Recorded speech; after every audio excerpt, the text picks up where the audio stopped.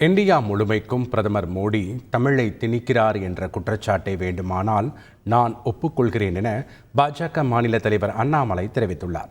வேலூர் மாவட்டம் கேவி குப்பம் தொகுதியில் என் மண் என் மக்கள் நடைப்பயணம் மேற்கொண்ட பாஜக மாநில தலைவர் அண்ணாமலை பேருந்து நிலையம் பகுதியில் மக்களிடையே உரையாற்றினார். அப்போது பேசிய அவர், ஒரு குடும்பம் மட்டுமே இங்கு வளர்ந்து வருவதாகவும் MP கதிர் ஆனந்த் நடத்தும் பள்ளியில் ஆங்கிலம் நீட் கற்றுக் கொடுக்கப்படுவதாகவும் தெரிவித்தார். அவர்களுக்கு ஒரு நியாயம், மக்களுக்கு ஒரு நியாயமா என்றும் அவர் கேள்வி எழுப்பினார். எந்த நேரமும் கதிர் ஆனந்த் வீட்டை கதவை அமலாக்கத்துறை தட்டும் என்றும் அண்ணாமலை கூறினார்.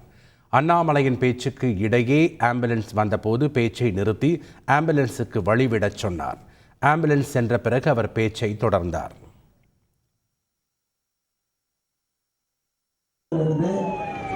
ஆம்புலன்ஸ் போய் வழிபட்டுறீங்க, கார் வழி போச்சு, ஆம்புலன்ஸ் போய்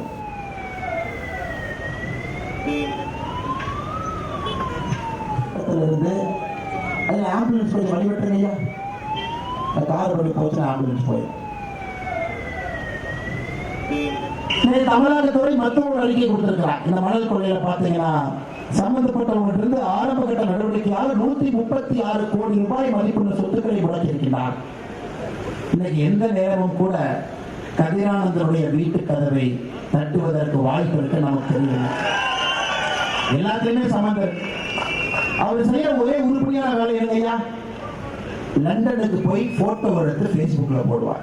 சென்னையில் நடைபெற்ற உலக முதலீட்டாளர் மாநாடு தோல்வியடைந்தது என திமுக அரசு ஒப்புக்கொள்கிறதா என பாஜக மாநில தலைவர் அண்ணாமலை கேள்வி எழுப்பியுள்ளார்.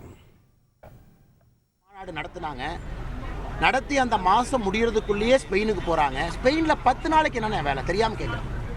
10 நாள் இதுவரை உலகத்தில் ஏதாச்சும் ஒரு தலைவர், அந்தந்த நாட்டினுடைய பிராந்திய தலைவராக இருக்கட்டும் அல்லது இந்தியாவினுடைய முதலமைச்சர்களாக இருக்கட்டும், யாராவது ஒரு நாட்டுக்கு இந்தியா சரித்திரத்தில் 10 நாள் டூர் போய் பார்த்துருக்கீங்களா?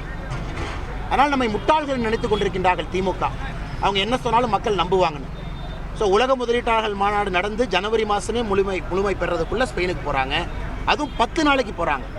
அப்பனா உலக முதலீட்டாளர் மாநாடு தோல்வின்னு ஒப்புக்கிறாங்களா? செய்திகளை உடனுக்குடன் தெரிந்து கொள்ள உடனே சப்ஸ்கிரைப் பண்ணுங்க.